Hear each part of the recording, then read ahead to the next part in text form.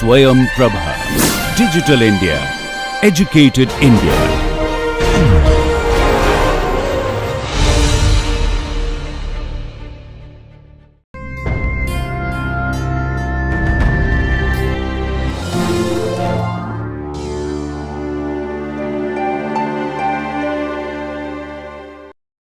What we will see now is take an example and then evaluate the displacement gradient. We have seen displacement field, we now evaluate displacement gradient for this 2-dimensional example. Okay, this example is from the solid mechanics book by Kazemi.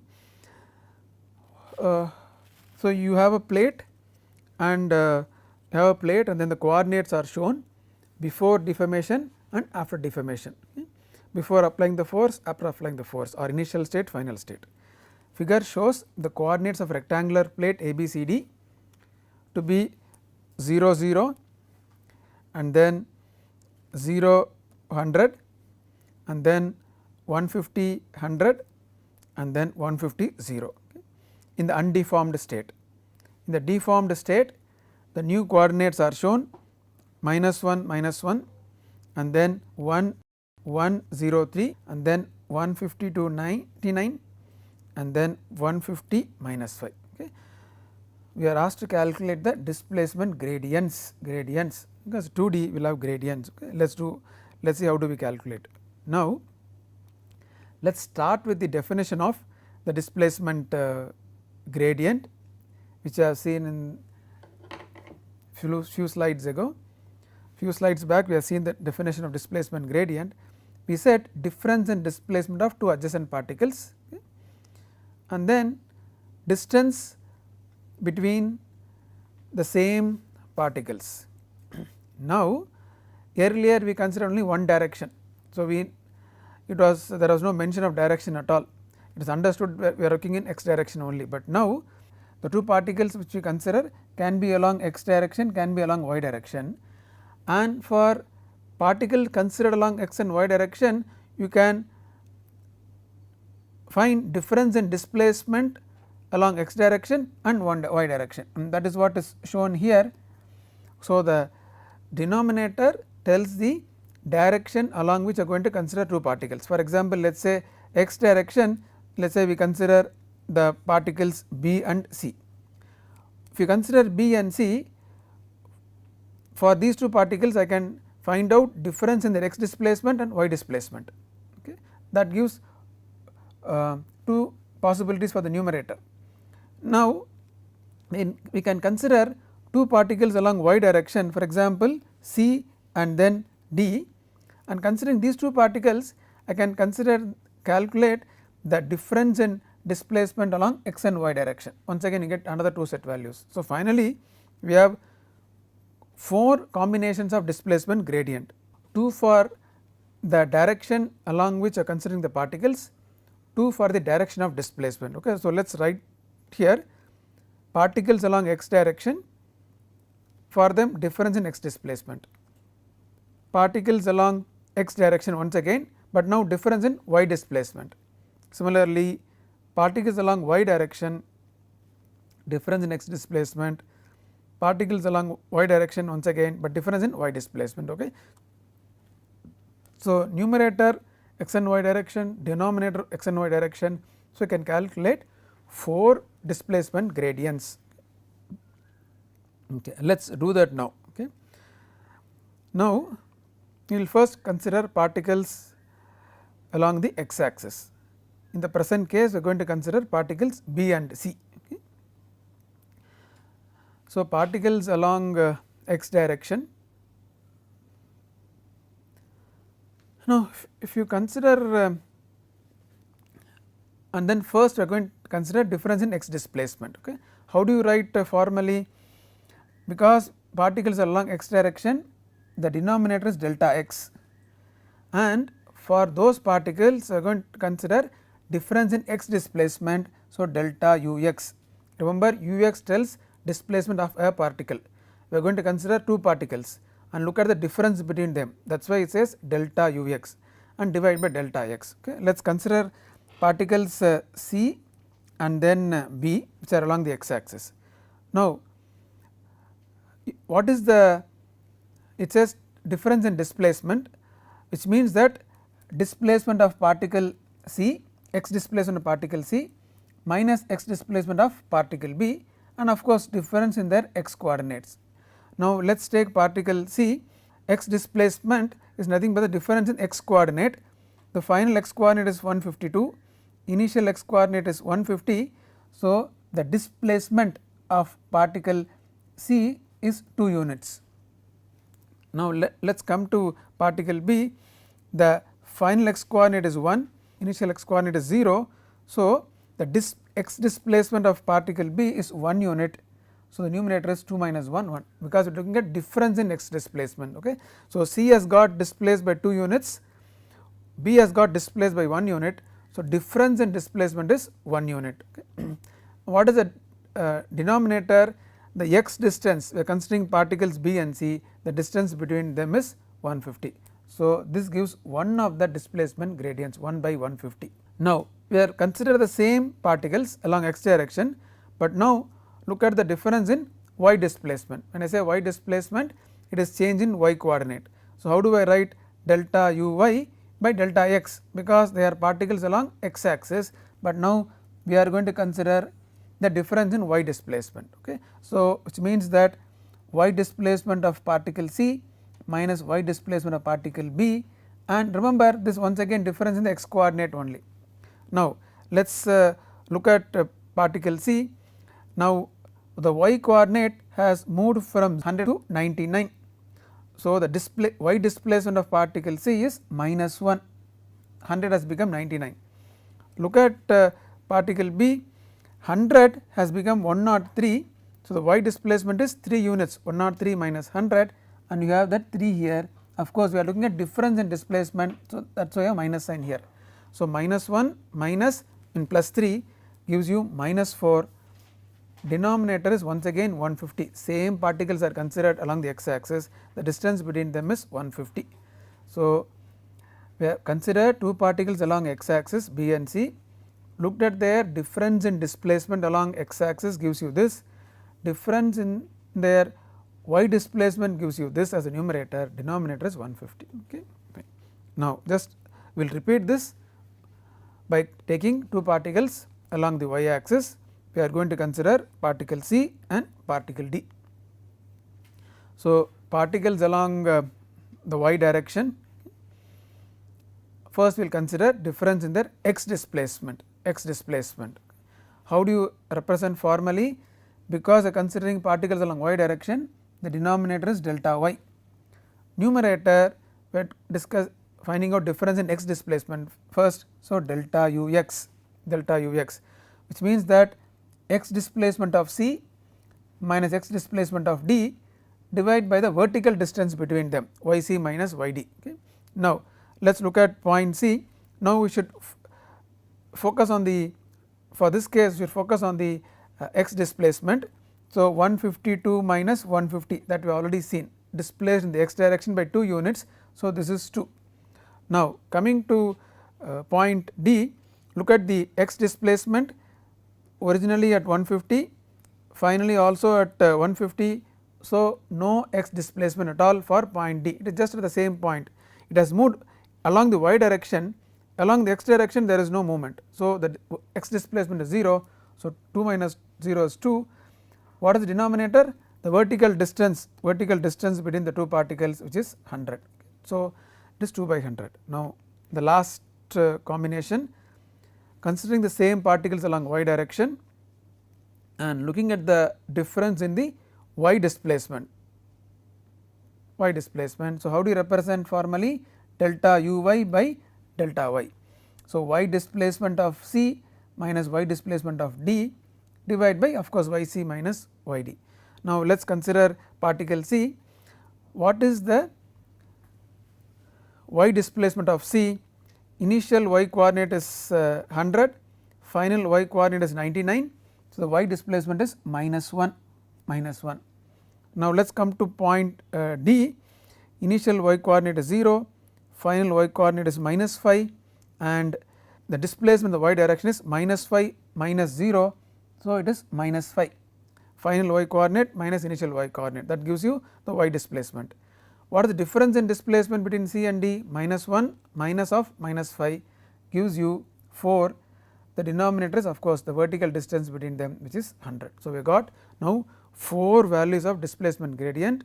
Let us arrange them. Okay. How do we arrange them? The way in which I have arranged is, first we consider particles along the x axis, which were C and B, that is denoted by CB here. We calculated 2 gradients for them.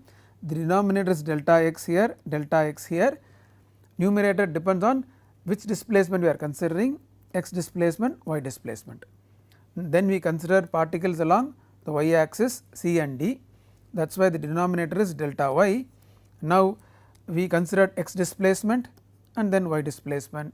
So, now I have taken those values, arranged column wise. Why specifically column wise, we will understand later. Right now, I have taken all the numerical values from the previous slides and then filled up here. Okay. So, now what is that we have seen?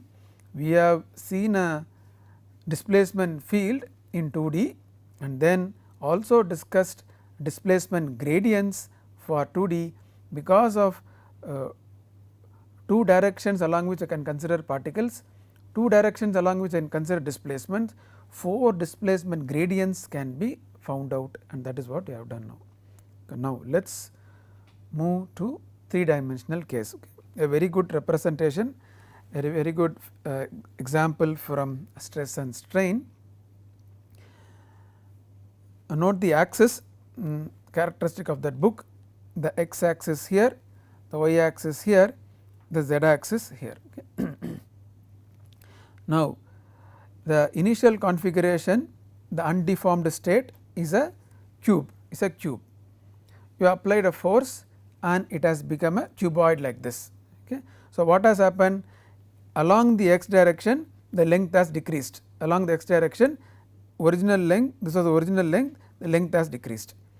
Along the y direction, the original length was this much, the final length is become twice of that. Along the z direction, no change at all, Okay. So, the cube has become cuboid with decrease in length along x axis, increase in length along y axis, that is what has happened. Now, what is shown on the right hand side is this view, we are viewing from this direction, that is why you have x axis here and then the y axis here. Okay. Now, what are the things shown here in this diagram? Let us go one by one. The initial position of A, B, C, D are shown in the initial configuration. Now, the same A, B, C, D are shown in the final configuration also as A dash, A was here and A dash is here, it has a vertical displacement. So, this is A dash, this arrow mark represents the displacement, direction of displacement, A is here and A dash is here. Okay. Now, let us come to B, B is here and B dash is here. So, it has moved in this direction and this arrow mark represents the direction, B is the original position and B dash, this point is B dash, that is the final position. Now, C has not changed at all, C and C dash are same. So, C and C dash are same. Now, let us go to D, D was originally here and it moved along this direction and this is D dash, that is what is shown here. This arrow mark shows that D has moved along the x axis, of course along the negative x axis by half a unit. Okay. Okay. So, this is D dash. Now, what else is shown? Below the new position, 3 values are shown. Okay. What are they? They represent displacement of these A, B, C, D particles along x, y, z direction. Earlier we have gradually moved from x to x and y, now to x, y, z. So, the numbers below the new coordinates represent the displacement of the particles A, B, C, D, because it can happen in 3 directions, 3 values are given. So, let us take the case of A. A was here, it has moved to here, which means that there is only vertical displacement along the y direction by 1 unit. So, you have value of 1 here, no displacement along x direction, no displacement along z direction. So, it is indicated as 0, 1, 0. Now, let us take B. B has moved from here to here, but in terms of coordinate along coordinate direction, it has moved by half a unit along the negative direction along x axis and 1 unit along positive y axis. So, that is why you have minus half here, 1 here, and of course, no movement along, no displacement along z direction, hence it is 0 here. Now, coming to C dash, no movement at all. So, displacement z is 0 along all the 3 directions. Coming to D dash, it has moved by half a unit in the negative x direction, and there is in this direction there is no movement along y axis, z axis, and that is why minus half, 0 and then 0. Okay. So, we have shown a 3 dimensional geometry, initial configuration, final configuration. We have shown one view of that, the particle showing A, B, C, D, initial position, final position, arrow marks going from initial to final position, and the displacements of the particles as well. Okay. Now, with all this information, we will find out the displacement gradient. Before that, how do we represent displacement field in 3 dimensional case? U has x component, y component, z component, and all of them can be functions of x, y z, x y z, x y z, of course vectorially written as I, j and then k.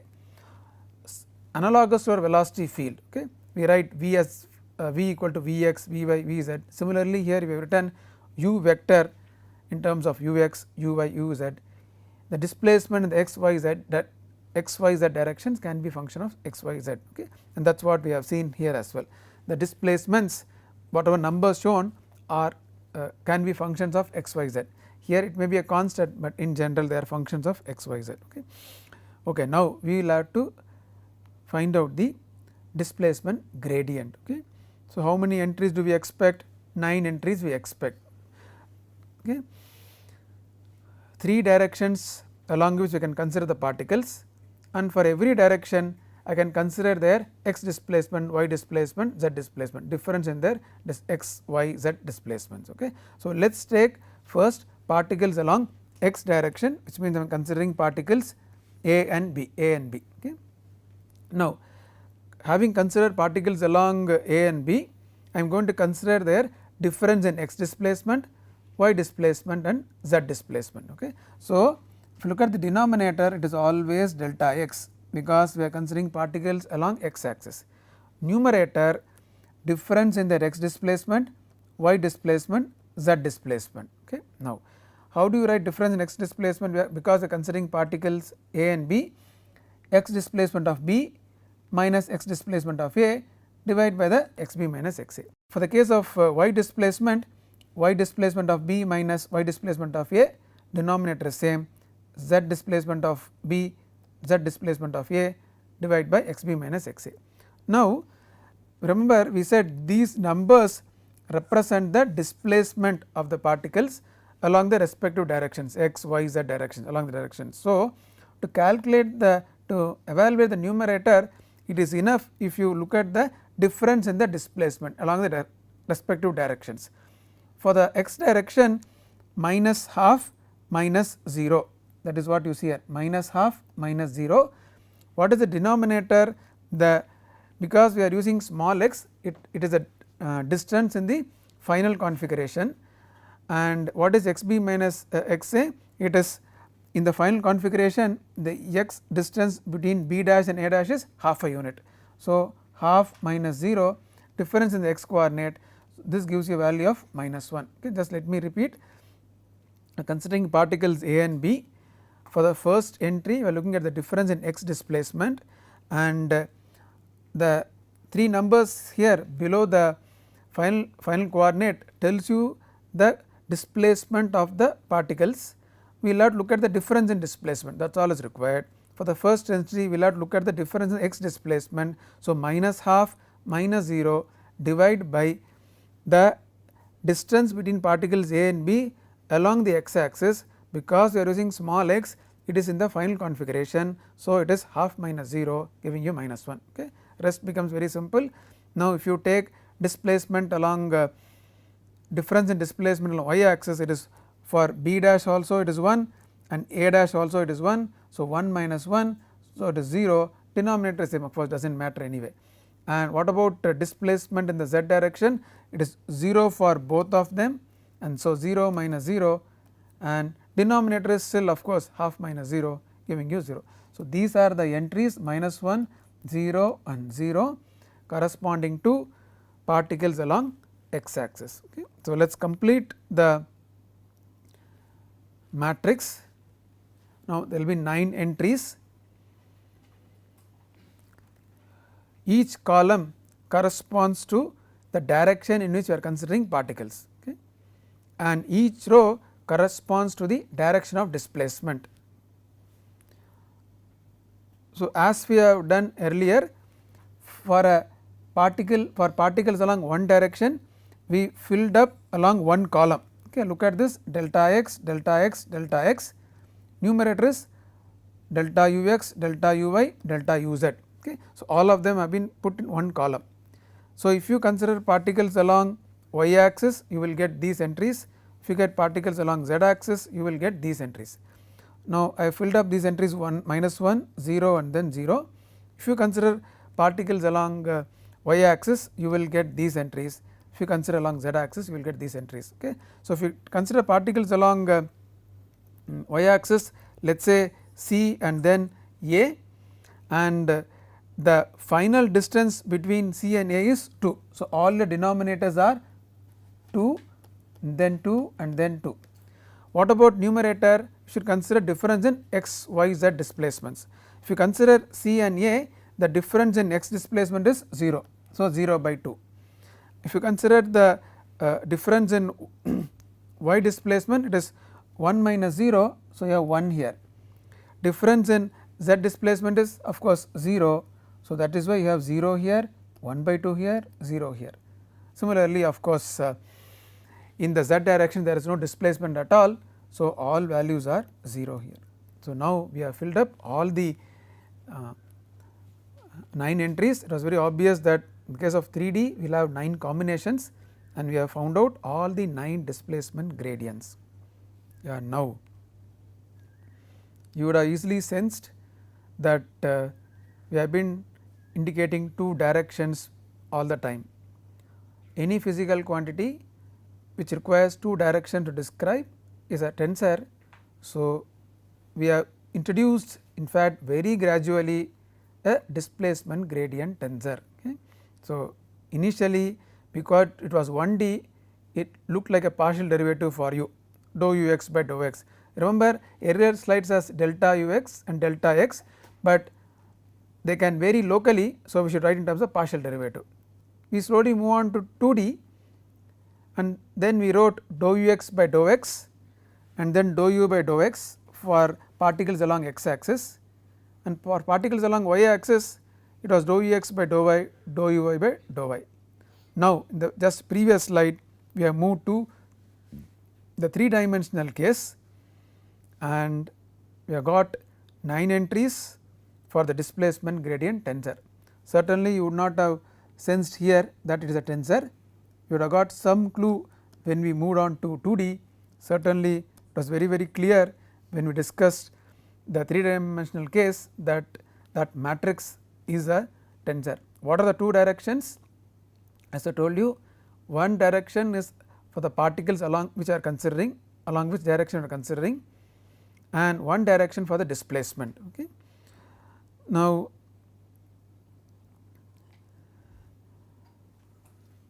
just to explain this, just to understand this, of course, we know that in using the definition which we introduced earlier for displacement gradient, we said difference in displacement of 2 adjacent particles divided by the distance between the same particles. We have considered particles along x, y, z direction, that is one direction. We have considered displacement in x, y, z direction for those particles, that gives another direction. So, we have 2 directions to represent each entry in this matrix, and hence it is a displacement gradient tensor. Okay. Now, this displacement gradient tensor is similar to a gradient of a temperature. Physical significance, in terms of physical significance, what does gradient of a temperature tell you? How do you represent? First of all, temperature is a scalar. You have a gradient of a temperature. Moment you take a gradient of a scalar, it becomes a vector. Why? Temperature field is there. Moment you tell gradient, you should attach a direction. Temperature varies along x axis in this way, temperature varies along y axis in this way with some magnitude or some value minus or positive. Okay. So, that is why moment you take a gradient, you attach a direction to temperature. Whenever temperature field is scalar, but now I say rate of change of temperature along x axis, rate of change of temperature along y axis. So, you attach a direction, that is why you have dou t by dou x and then I, dou t by dou y j, dou t by dou z k. So, gradient of a scalar is a vector. Physically, why? Scalar has no direction. Moment you take a gradient, attach a direction, moment you attach a direction becomes a vector. Now, if you extend analogously to this displacement, what you have got is a gradient of a displacement. Displacement itself is a vector. Now, we are going to say how displacement varies along x axis, y axis, z axis. Instead of saying this how displacement varies along x axis, y axis, z axis, we said 2 particles, 2 points, etc., without saying this. Now, because we know formally, we can use a very formal statement. Let me repeat, displacement itself is a vector, we are considering gradient of displacement. So, we are attaching a direction on top of a direction, okay, which makes gradient of a vector as a tensor. Okay. The first direction, whichever is first, one direction is the direction of the displacement x, y, z direction. Second is the direction of the gradient direction in which you are interested in the variation, along which direction interested in the variation, that is second direction. Okay. First direction of the displacement, second is the direction in which interested in the variation of the displacement. So, those two directions result in a tensor. Okay. So, if you understand scalar temperature, gradient of temperature, then easy to extend to gradient of a displacement field, and that is a displacement gradient tensor. Okay. So, to summarize, we started with defining types of deformation. It could be change in length or change in angle, it could be and as well, and we quantified it by definition. We measured, we expressed change in length, change in angle in terms of normal and shear strain, okay. And then we said this normal strain, shear strain are somewhere depending on the displacement of the particles or the points. So, we have discussed displacement field and displacement gradient tensor slowly from 1D to 2D to 3D. So, next we will have to relate these two, and that is what we will discuss in the next lecture.